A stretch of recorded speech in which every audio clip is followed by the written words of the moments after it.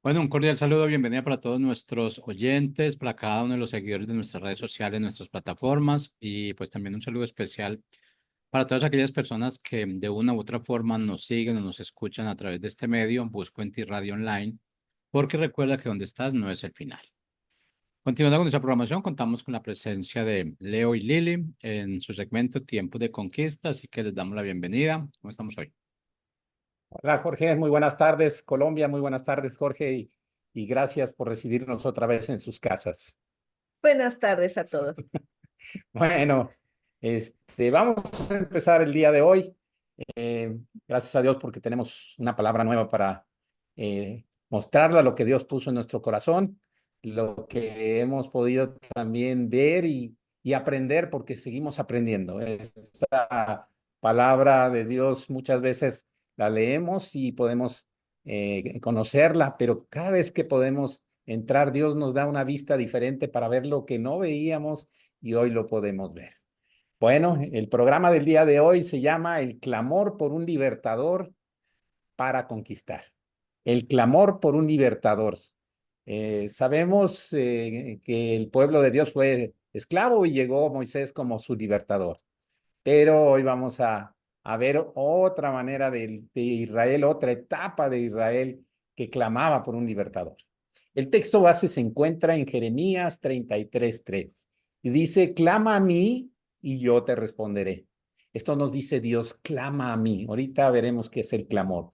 Y te enseñaré cosas grandes y ocultas que tú no conoces. Esta es la Reina Valera, pero la versión Dios habla hoy dice, llámame y te responderé. Y te anunciaré cosas grandes y misteriosas que tú ignoras. Y eso es la situación. Muchas veces nuestra ignorancia de Dios es mucha. ¿Por qué? Porque cuando empieza uno a decir eso ya lo sabía y ahora ve uno, eso nada más parcialmente lo sabía. Pero cuán importante es que nosotros lo podamos entender. El clamor. ¿Qué podemos entender en este versículo del clamor? Son varias cosas. El clamor es una actitud que nace del corazón por una gran necesidad de Dios. No es algo elaborado, no es algo pensado, no, sale desde del corazón y es una necesidad total de Dios. El clamor es una comunicación directa con Dios. No hay intermediarios, no hay una situación que pudiera ser preparada, no, el clamor sale solito. El clamor trae respuesta, esta también nos enseña este versículo. El clamor aparte trae enseñanza. El clamor trae revelación de los misterios que Dios tiene para enseñarnos siempre a los hijos que queremos conocerle más. El clamor abre nuestra vista espiritual también, nos ayuda a ver lo que no veíamos. El clamor trae misericordia y gracia de Dios. Vamos a empezar en esta mañana. Así es, ahorita mi esposo habla de esto del clamor que vamos a tocar en un momento más, pero cómo es importante y clave en lo que hoy vamos a estar viendo. Y es que, bueno, como ustedes recordarán, hemos estado viendo, pues de manera general, cómo fue la conquista de Canaán, pero ya vimos cómo Josué muere, ¿verdad? Se quedan sin líder y ahorita el pueblo entra en otra etapa, en otro momento de su historia. Y ya estamos, de hecho, ahora en el libro de Jueces, ¿verdad? Que viene posterior a la muerte de Josué. Este libro, pues sí, lo conocemos como Jueces, pero pues en realidad son libertadores o salvadores, porque ahora ya tenemos otro concepto de juez, ¿verdad? Pero en realidad, y también por su original en el hebreo, pues se refiere más a libertadores o salvadores. Pero a ver, recordemos un poquito cómo estaba esto. Ya estaban en la tierra prometida, pero había aún sectores de territorio no reclamados y habitantes de Canaán que no habían sido expulsados, algo que era contrario a las órdenes de Dios. ¿Y cuál era el peligro? Pues sí, había peligro de que una conquista fuera incompleta, ¿verdad? Porque una presencia prolongada de la influencia del pecado de ese lugar iba a traer sus malas consecuencias, ¿verdad?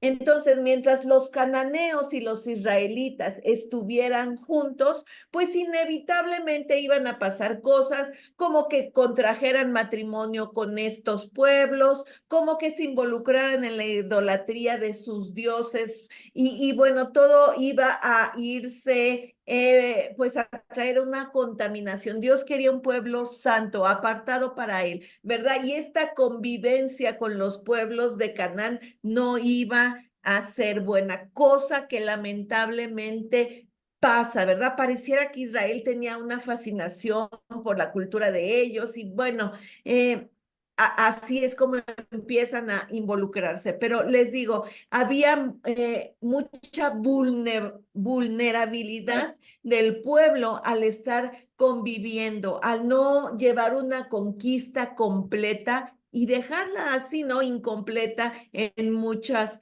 zonas. ¿Y qué nos dice esto a nosotros? Porque todo lo debemos de pasar a nuestra realidad, ¿verdad?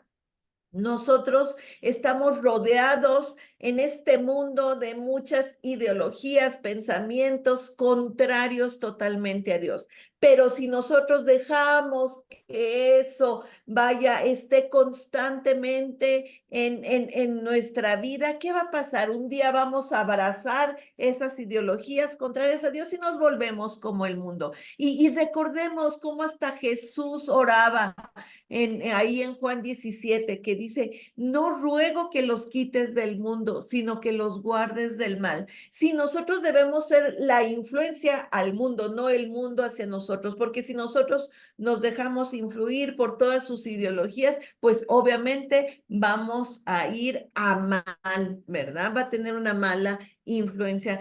Y bueno, ¿qué es esto? El que llevemos a cabo una conquista completa es que quitemos todas aquellas cosas, ya lo hemos dicho, ¿verdad? Que van en contra de Dios o que no le agradan a Él. Y bueno, pues sí, vamos a comenzar a ver los jueces o líderes de Israel que vinieron después de Josué, ¿verdad? Como ya decía, ellos eran libertadores y salvadores. Estos jueces, fíjense, abarcan un periodo de la historia de Israel de casi 350 años, ¿verdad? Que va, pues sí, desde que muere Josué hasta el profeta Samuel y el establecimiento de la monarquía. Y pues sí, vamos a ver varios jueces. En sí tenemos jueces de 9 tribus diferentes, ¿verdad? Que van, pues sí, en diferentes lugares, porque así como las tribus ya tenían su ubicación territorial, pues así estos jueces se levantan en diferentes lugares. Pero bueno, tristemente, pues es una situación muy trágica la que ya vamos a empezar a ver con el pueblo, porque recordemos que con Josué el pueblo era obediente, ¿verdad? Y acá en jueces más bien vamos a ver que era desobediente. Ahorita mi esposo va a explicar qué pasaba, por qué había al parecer como un ciclo, ¿verdad? Pero bueno, estos 9, en total fueron 14 jueces, ¿verdad? Pero de estos tribus aportaron también sus libertadores, sus jueces para pelear, fíjense contra cuántos pueblos, los de Mesopotamia, los moabitas, los filisteos, los cananeos, los madianitas y los amonitas, un montón de pueblos que estaban ahí queriendo oprimir también al pueblo de Dios, ¿verdad? ¿Y qué puede significar ellos para nosotros ahora? Pues también la opresión del mundo, ¿verdad? Y sus poderes que quieren esclavizarnos, porque ese es el propósito del enemigo, esclavizarnos, ¿verdad? Y bueno, pues sí es triste cómo el pueblo reacciona y cómo va teniendo sus actitudes. Y lo vemos a lo largo del libro de Jueces, pero también si algo vemos es ese amor y fidelidad de Dios para con su pueblo al levantar diferentes jueces, ¿verdad? Y aquí pues realmente eso era lo que estaba en juego, la fidelidad del pueblo, porque Dios siempre se mostró fiel con el pueblo y tratando de enviarles el Salvador que ellos necesitaban, ¿verdad? Claro que nosotros ahora eso, como lo entendemos, en ese momento eran unos, vamos a decirle, libertadores o salvadores pequeños. Nosotros ahora con Cristo tenemos a nuestro Salvador mayor, ¿verdad? A nuestro libertador, que no solo nos libera en un momento específico, porque pues eso pasaba con los jueces del Antiguo Testamento. No, ahora tenemos a Cristo que no solo nos liberta o nos libera en este momento, sino por toda la eternidad. Pero bueno, vamos a analizar 5 razones como que básicas por las que el pueblo de Israel se desviaba y venían en caída, ¿verdad? Tenemos en sí 5 razones grandes que se nos narran justo en los primeros capítulos de Jueces, ¿no? Y la primera, ustedes ya se lo estarán imaginando, era la desobediencia al no echar a los cananeos de la tierra. De hecho, ya un poco la semana pasada veíamos cómo las tribus no obedecieron al arrojar o al quitar a los que habitaban ahí. 8 veces se nos dice que no arrojaron. 8 veces solo en el capítulo 1 de Jueces, ¿verdad? ¿Qué otro factor? Entonces, el primero es la desobediencia, el segundo, la idolatría. Y quisiera leer este versículo ahí en Jueces 2:12 que dice, dejaron al Señor, el Dios de sus padres, que los había sacado de la tierra de Egipto y fueron tras otros dioses, los dioses de los pueblos que estaban en sus alrededores, a los cuales adoraron y provocaron a ira al Señor. Pues sí, ¿verdad? La idolatría va en contra de Dios. Él quiere que nosotros solamente lo adoremos a Él porque Él es el único Dios verdadero, pero lamentablemente seguimos haciendo eso y hacemos ídolos de cualquier cosa, ¿verdad? No se diga del dinero, del trabajo, hasta de alguna persona podemos hacer ídolos, ¿verdad? Entonces eso es muy actual para nosotros. Ahora, otra cosa, el tercer punto por la cual se desviaban, contrajeron matrimonios con los cananeos, a pesar de que eso ya estaba muy establecido. Ahí en Jueces 3, 5 y 6 dice, así los hijos de Israel habitaban entre los cananeos, heteos, amorreos, fereceos, heveos y jebuseos, y tomaron de sus hijas por mujeres y dieron sus hijas a los hijos de ellos y sirvieron a sus dioses. Ese era el riesgo precisamente, que al contraer matrimonio con ellos, pues se iban a ir hacia también adorar a los dioses de todos esos pueblos, ¿verdad? Por eso, hasta en el Nuevo Testamento también Pablo nos habla, ¿no? De no unirnos en yugo desigual con los incrédulos. ¿Por qué? Porque imagínense, todo trajo un problema y vamos a ir viendo cada uno de los jueces, pero ese era uno de los principales, ¿verdad? Otro punto, el cuarto, no obedecían a los jueces. Bueno, Dios les estaba levantando jueces, pero ellos no los obedecían. Ahí en Jueces 2, 16 y 17 dice, y el Señor levantó jueces que los librasen de mano de los que les despojaban, pero tampoco oyeron a sus jueces, sino que fueron tras dioses ajenos a los cuales adoraron, se apartaron pronto del camino en que anduvieron sus padres, obedeciendo a los mandamientos del Señor. Ellos no hicieron así. Fíjense qué triste. Dios levantaba jueces, pero ellos no los obedecían. Pero bueno, ¿qué podemos decir, verdad? Dios en la actualidad también nos da líderes, nos da pastores y lamentablemente no se hace caso, ¿verdad? Entonces, esta palabra es muy actual. O sea, pongamos atención a todos estos puntos porque nosotros también podemos caer en esa rebeldía. Y por último, ¿cuál era el otro problema?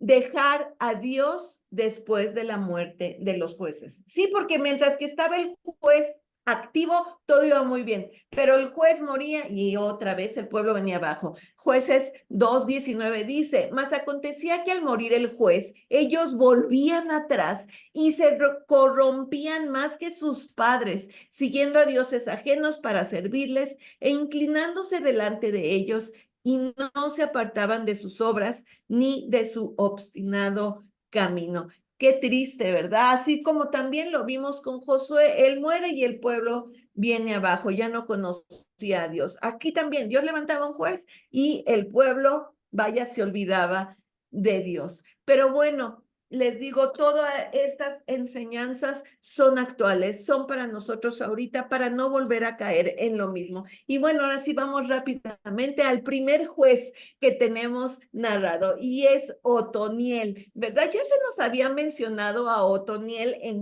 en Josué capítulo 15, del 16 al 19, pero tenemos otra vez la historia de Otoniel en Jueces 1, versículos 12 al 15, que es el que quisiera leer, porque ahí se nos habla ya Otoniel, cómo se había presentado desde la conquista de Canaán y qué había pasado. Y dice así, y dijo Caleb, el que atacare a Kiriat Sefer y la tomare, yo le daré a mi hija Axa por mujer. Y la tomó Otoniel, hijo de Cenaz, hermano menor de Caleb, y él le dijo a su hija Axa, y él le dio, perdón, a su hija Axa por mujer. Y cuando ella se iba con él, la persuadió que pidiese a su padre un campo. Y ella se bajó del asno y Caleb le dijo, ¿qué tienes?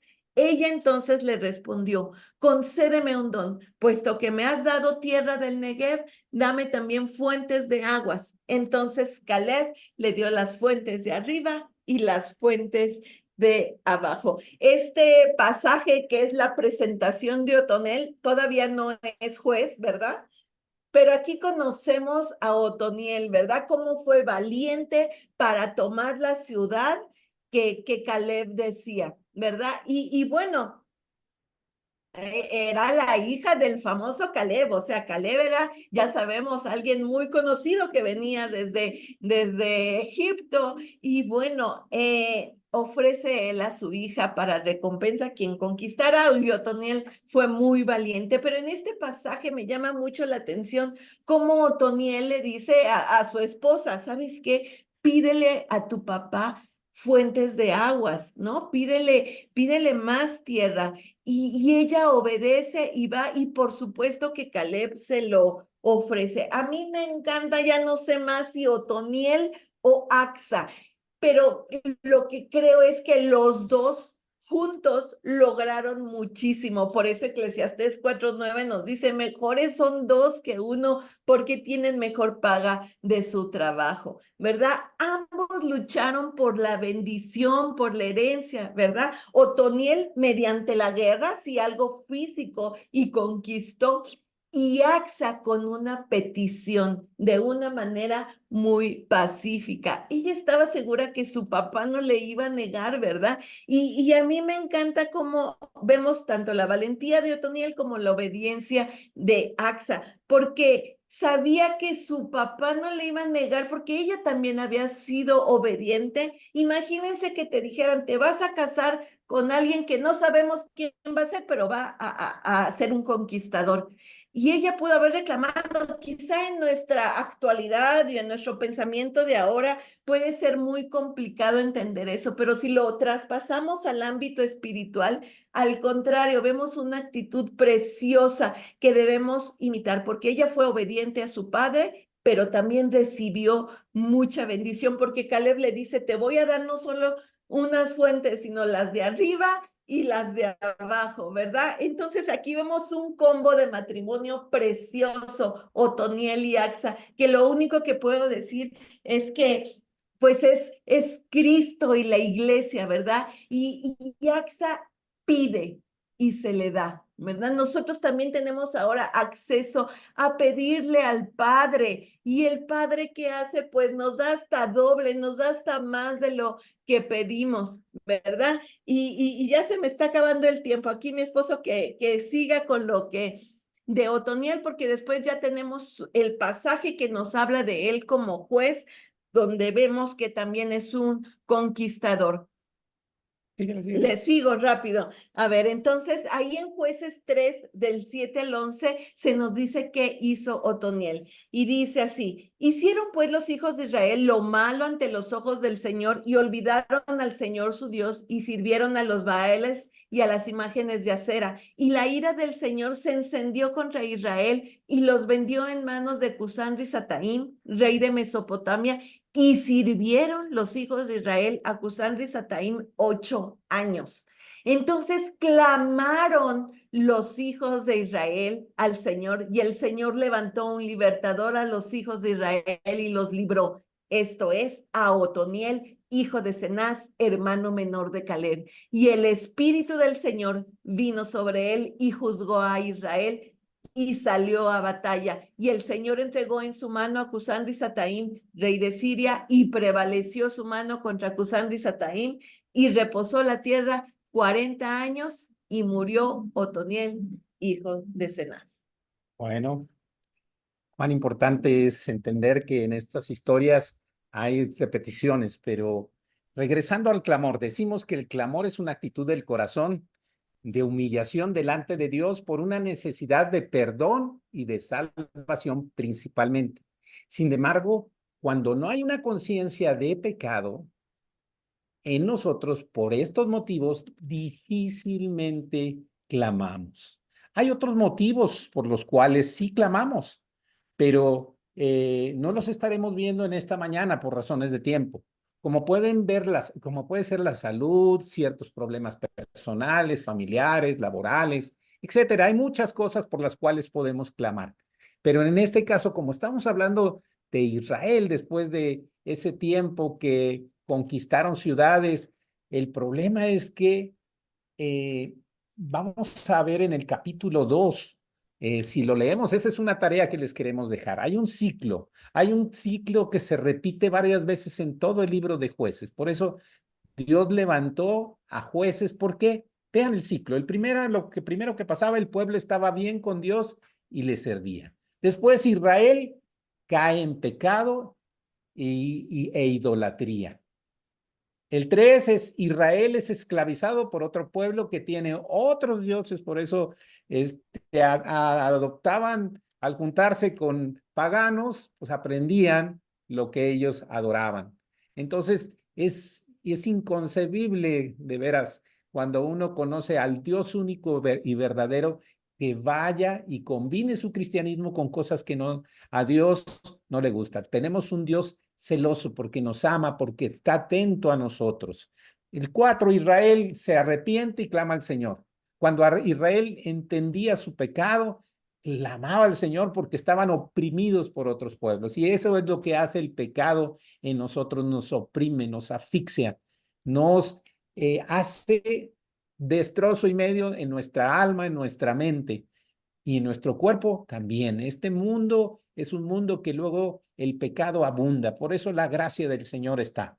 Y 5, Dios por su misericordia levanta un juez como libertador, y eso lo hizo. Ahorita vemos a Otoniel como el primero, ya les dijo Lili, es el primer juez que estuvo 40 años y enseñó a la siguiente generación a librar para que fueran libres, perdón, los enseñaba a eso. Él, recordemos que era un guerrero, y Dios lo escoge porque él había mostrado fidelidad con Caleb, con su suegro. Y eso es, a mí esa historia me encanta. ¿Por qué? Porque hay historias en la Biblia que son poco conocidas y que se tiene que ver con una familia.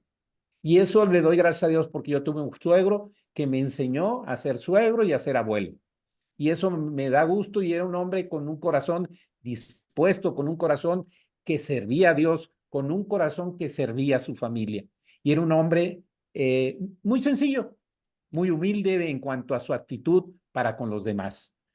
No hay que olvidar que Otoniel había sido enseñado también y adiestrado por su suegro José. Esto es que tenía, Caleb, perdón. No hay que olvidar el que tenía un mismo espíritu, el del Señor sobre él. Por eso Lili lo leyó. Es bueno mencionar que vemos en esta historia como una gran sucesión, como lo fue entre Moisés y Josué, con la diferencia que había una relación familiar. Volviendo al ciclo repetitivo que pasa, eso también pasa a veces en nuestra vida. Al no cuidar nuestra obediencia y fidelidad con Dios por el pecado que nos acecha. Nosotros tenemos que estar seguros de que el Cordero de Dios, que es Jesucristo, nos quita el pecado del mundo a nosotros, pero nos los quita desde raíz. Él, así nos los enseñaba Juan cuando él hablaba de él. El hombre por sí solo no puede arrancar ese pecado, porque Dios es el único que puede quitarlo totalmente. Vamos a compararlo con la referencia que tenemos en Jueces 3. Veamos que es la misma situación que lo podemos ver con nosotros. Veamos, Jueces 3, el versículo 1 dice, el Señor dejó ciertas naciones en la tierra, estas que eran naciones paganas, pero para nosotros son ciertos pecados. Por eso no ha eliminado el pecado, para poner a prueba a los israelitas que no habían conocido las guerras de Canaán. Y esto quiere decir que nosotros, Dios nos pone a prueba nuestra fe. Dios ve que nosotros seamos fieles a Él. Por eso Él no elimina ni extermina el pecado. ¿Para qué? Para que nosotros por voluntad propia y decisión propia y sujetos a Él podamos hacerlo. El versículo 2 dice, lo hizo para enseñar a pelear en la guerra a las generaciones de los israelitas que no tenían experiencia en el campo de batalla.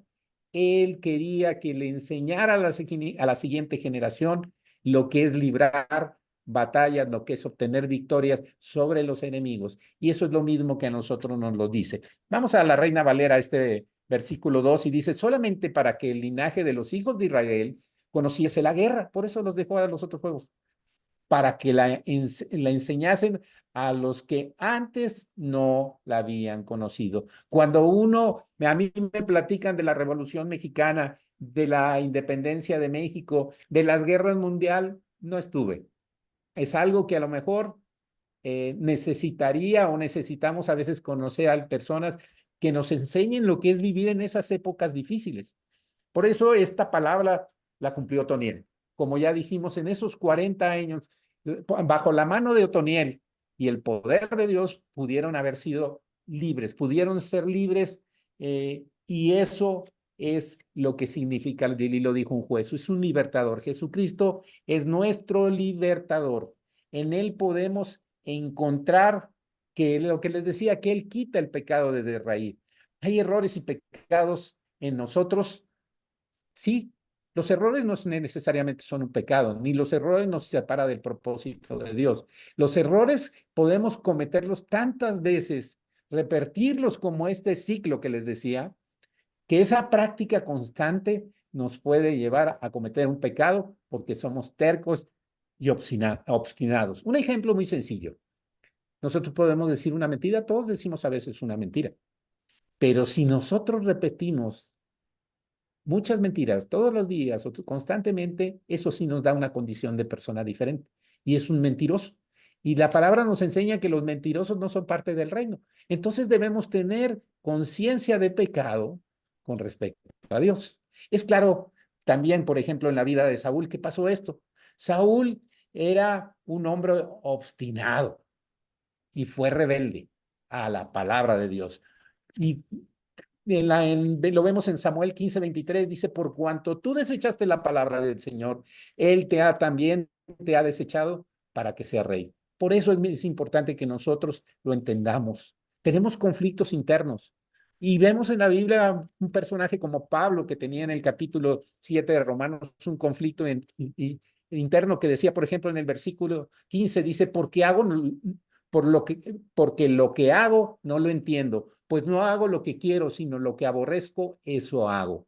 El 19 dice, porque no hago el bien que quiero, sino el mal que no quiero, eso hago. Y en el 24 ve su condición, miserable de mí, ¿quién me librará de este cuerpo de muerte? Y gracias a Dios en el 25 dice, gracias doy a Dios por Jesucristo nuestro Señor, el Cordero de Dios que quita el pecado de raíz en nosotros. La conclusión en esta mañana que queremos dejar a ustedes la encontramos en Lucas 4, 18 y 19. Y son unas palabras que Jesús empezó su ministerio. Y esas palabras las pone también en nuestra boca. Él vino a hacer eso y Él nos dio muestra de eso. El Espíritu del Señor está sobre mí. Ese Espíritu estaba sobre Josué, sobre Caleb, sobre Otoniel. Por cuanto me ha ungido para dar buenas nuevas a los pobres son en espíritu, lo decíamos también la semana pasada, aquellos que tienen una necesidad incesante de Dios, de conocerlo, de estar en el lugar correcto y adecuado con Él. Me ha enviado para sanar a los quebrantados de corazón. Este mundo hay muchas personas que su corazón está quebrantado. Dice a pregonar libertad. Estamos hablando de la libertad a los cautivos. Jesucristo es nuestro libertador y nosotros tenemos que enseñar de Jesucristo a aquellas personas que están cautivos en el pecado, que están cautivos en algún problema, que están cautivos en alguna situación difícil para ellos. Y dice, y vista a los ciegos. Cuando estamos en problemas, muchas veces no vemos a Dios. No lo vemos porque son más, nos abruman nuestros problemas. A poner libertad a los oprimidos, dice libertad nuevamente, a predicar el año agradable del Señor. Y eso es lo que debemos hacer nosotros. Nos fuimos llamados a predicar las bendiciones que Él nos puede dar. Damos gracias a Dios porque en su palabra encontramos historias maravillosas, historias padrísimas que nos ayudan en actitudes en nuestra vida. Otoniel es un hombre que Dios lo escogió porque aprendió de alguien que le enseñó, y en este caso fue su suegro.